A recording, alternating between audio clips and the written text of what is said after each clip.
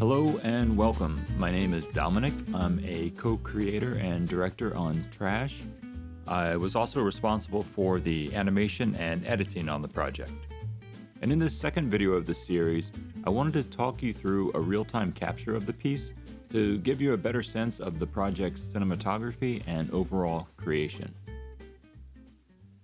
I added this quote to remind myself that the purpose of a learning project is to learn what you can and move on. For all of the titles, I liked having them physically exist in the space. This allowed me to animate, light, and film them all in one go, especially for the choreography of this opening shot. That was really handy. Trash was originally a holographic experience that you would walk around and view up close. But for this linear piece, I wanted to spend a little more time in the apartment and keep it wide so you can slowly build up some mystery as the wall opens up. And as we pull back here, you'll see the white square in the back is the bounce card that changes for each shot for lighting purposes. And you'll see the camera jumping around on all of the cuts. And then on the bottom right is the preview of the camera and actually what it's seeing with all of the lens and aperture information down there. Trash was an after-hours project that was created by myself and my friend Alex Laurent during our time working on Microsoft's HoloLens.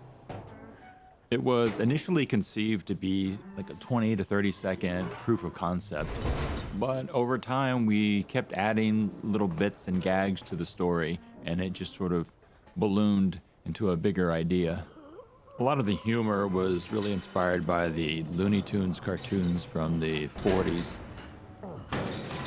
Frizzo was a lot of fun to animate with his little hat and tiny legs, but he had that big body and those big arms, and it was fun trying to come up with ways for him to figure out how to get the trash to actually come out of the can. This was probably one of my favorite things to animate was the falling trash. It was all hand animated and just a great exercise in weight and timing. And then we have Zippy.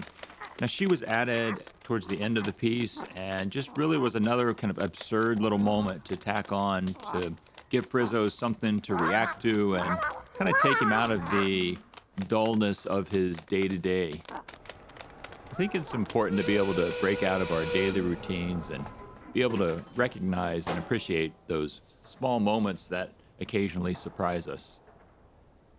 And as Frizzo waves goodbye here, I wanted a way to leave the close-up intimate view of his world and get us back to the apartment. And I did that by having this one last little piece of paper slowly float to the ground, which allowed me to cut wide and get us back to essentially where we started in the world of the apartment.